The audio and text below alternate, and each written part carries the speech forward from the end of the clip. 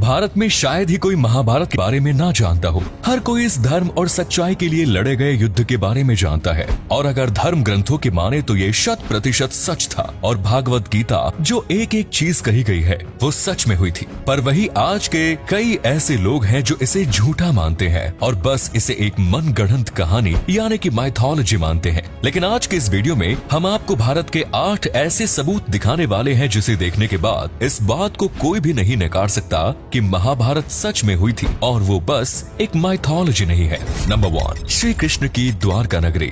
भगवान श्री कृष्ण को द्वारका का राजा कहा जाता है और महाभारत में इस बात की जानकारी मिलती है ये नगरी जल में डूब गई थी, यानी कि पूरा नगर ही पानी में समा गया था। और अगर महाभारत माइथोलॉजी होती तो फिर उसका मतलब है कि द्वारका नगरी भी नहीं होनी चाहिए। पर आपको जानकर यकीन नहीं होगा कि पुरातत्व विभाग को गुजरात के पास समुद्र के नीचे एक पुराना शहर मिला है और इसके सबूतों से ये पता चलता है कि यही द्वारका नगरी है जिसका वर्णन महाभारत में किया गया है, क्योंकि इसे जितना पुराना बताया जा रहा है उसी वक्त के आसपास महाभारत हुई थी। नंबर 2, केदारनाथ का पशुपतिनाथ मंदिर। पौराणिक कथा के हिसाब से जब महाभारत के युद्ध में पांडवों द्वारा अपने रिश्तेदारों का खून बहाया गया तो भगवान शिव उनसे अत्यंत क्रोधित हो गए। फिर श्री कृष्ण के कहने पर सभी पांडव भगवान शिव से माफी मांगने के लिए निकल पड़े। तभी भगवान शिव गुप्त काशी में थे, लेकिन वो पांडवों से नाराज थे और उन्हें दर्शन नहीं देना चाहते थे। इसीलिए गुप्त काशी से पांडवों को देखकर भगवान शिव वहां से अदृश्य होकर किसी दूसरी जगह पर चले गए। आज इस स्थान को केदारनाथ के नाम से जाना जाता है। फिर पांडव केदारनाथ भी पहुंच गए, लेकिन भगवान शिव उनके आने से पहले ही बैल का रूप लेकर वहां पर मौजूद दूसरे नॉर्मल बैल के झुंड में शामिल हो गए। पांडवों ने फिर भगवान शिव की पहचान तो कर ली, लेकिन भगवान शिव बैल के रूप में ही जमीन में समाने लगे। तभी भीम ने अपने बल से बैल रूपी शिव जी को धरती में समाने से रोक दिया। फिर भगवान शिव अपने असल रूप में आ गए और उन्होंने पांडवों को क्षमा कर दिया। भगवान शिव का मुंह तो बाहर था, लेकिन उनका शरीर केदारनाथ पहुंच गया। फिर जहां उनका शरीर पहुंचा वो स्थान केदारनाथ और उनके मुंह वाला स्थान पशुपतिनाथ के नाम से जाना जाता है। ये दोनों मंदिर आज भी मौजूद हैं। इसका मतलब महाभारत का युद्ध भी हुआ था, क्योंकि ये मंदिर इस युद्ध का जीता जागता सबूत है जिसे नकारा नहीं जा सकता। नंबर 3, कुरुक्षेत्र की लाल मिट्टी। हम तो ये सभी जानते हैं कि महाभारत का युद्ध कुरुक्षेत्र में हुआ था, जो कि हरियाणा राज्य में स्थित है। कहते हैं उस समय भयंकर युद्ध में बहे खून की वजह से वहाँ की जमीन लाल हो गई थी और आज भी वहाँ के कई स्थानों की मिट्टी लाल कलर की है और आज भी इसे साफ साफ देखा जा सकता है। इसी के साथ पुरातात्विक विशेषज्ञों ने भी माना है कि महाभारत की घटना सच थी। उस जगह पर तीरों और भालों को जमीन में गाड़ा गया, जिनकी जांच में ये पता चला कि ये 2800 ईसा पूर्व के हैं, जो कि लगभग महाभारत काल के समय के बने हुए हैं। यहाँ पर कई तलवार से लेकर अलग अलग प्रकार के हथियार भी मिले हैं और एक ही जगह पर इतनी तादाद में हथियार होने का सीधा इशारा किसी बड़े युद्ध की तरफ से होता है। नंबर 4, अर्जुन का चक्रव्यूह।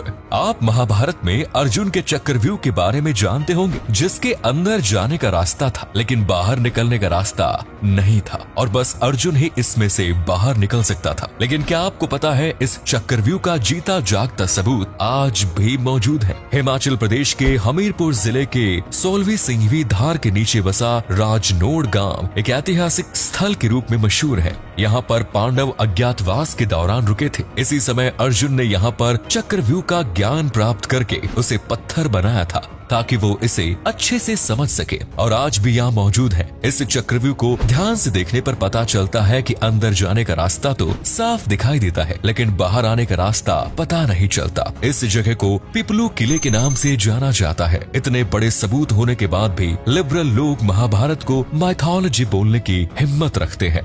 नंबर 5, ब्रह्मास्त्र और न्यूक्लियर हथियार। महाभारत में आपने ब्रह्मास्त्र नाम के भयंकर अस्त्र के बारे में सुना होगा।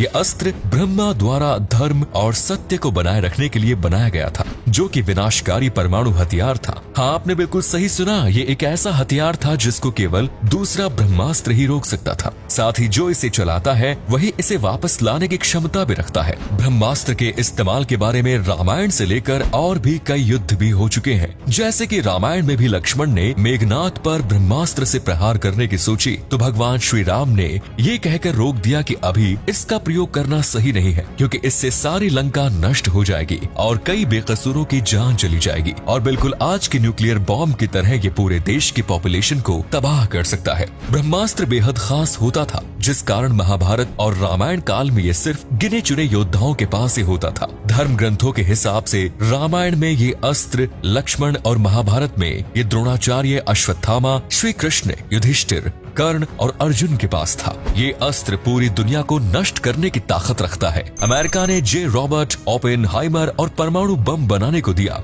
फिर इसका परीक्षण किया गया। धमाके का परिणाम बिल्कुल ब्रह्मास्त्र की तरह था। इसके बाद वैज्ञानिकों ने भी माना इस तरह का शस्त्र महाभारत में इस्तेमाल किया गया था। यहाँ तक कि जे रॉबर्ट ओपेनहाइमर ने न्यूक्लियर बॉम्ब जो हिरोशिमा नागासाकी पर गिरा, उसे बनाने के लिए महाभारत के ब्रह्मास्त्र से ही प्रेरणा ली थी। और फिर एक इंटरव्यू में रोते हुए उन्होंने महाभारत का श्लोक भी बोला, क्योंकि उनके हिसाब से न्यूक्लियर बॉम्ब उनकी सबसे बड़ी खोज नहीं है, बल्कि सबसे बेकार खोज थी और उसे इस बात का रिग्रेट है कि उन्होंने इसे क्यों बनाया। नंबर 6, घटोत्कच का कंकाल। कुरुक्षेत्र के पास ही भारतीय पुरातत्व विभाग को खुदाई के समय बेहद ही विशाल आदमी का कंकाल मिला, जिसको देखकर ये पता लगाया गया कि ये कंकाल किसी साधारण मनुष्य का नहीं हो सकता। तभी ये बात उठने लगी कि ये कंकाल घटोत्कच का है। महाभारत काल के घटोत्कच के बारे में तो आप सभी जानते होंगे। जब भीम और हिडिंबा का पुत्र घटोत्कच महाभारत के युद्ध में लड़ाई करने आया, तब कर्ण ने अपनी शक्ति से उसको मार दिया। महाभारत के महाकाव्य में दिया गया घटोत्कच का वर्णन भी इसी कंकाल के समान है।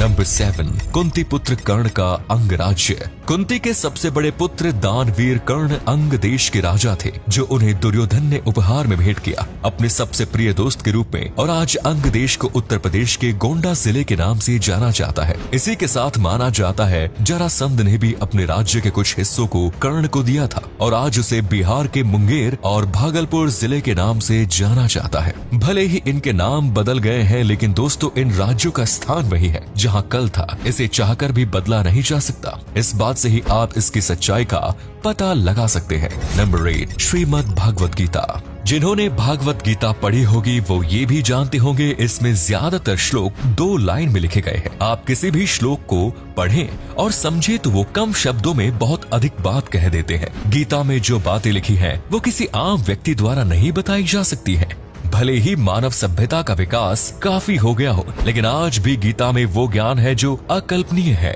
जिसे सामान्य व्यक्ति सोच भी नहीं सकता, जिसे सिर्फ भगवान ही बता सकते हैं। ये सबूत है कि भगवान श्री कृष्ण थे जिन्होंने गीता का ज्ञान अर्जुन को दिया। अगर अर्जुन थे तो पांडव भी थे, इसका मतलब महाभारत भी हुआ। आज ज्यादातर हिंदू परिवार के घर पर श्रीमद् भागवत गीता मौजूद है, यानी कि हम सब के घर पर एक जीता जागता सबूत है महाभारत के होने का। तो कभी मत सोचना कि महाभारत बस एक माइथोलॉजी है, यानी एक दंत कथा थी। तो दोस्तों ये है 8 सबूत जो बताते हैं कि महाभारत सच में हुई। वीडियो अच्छा लगा तो लाइक कीजिए, पेज को फॉलो कीजिए। धन्यवाद।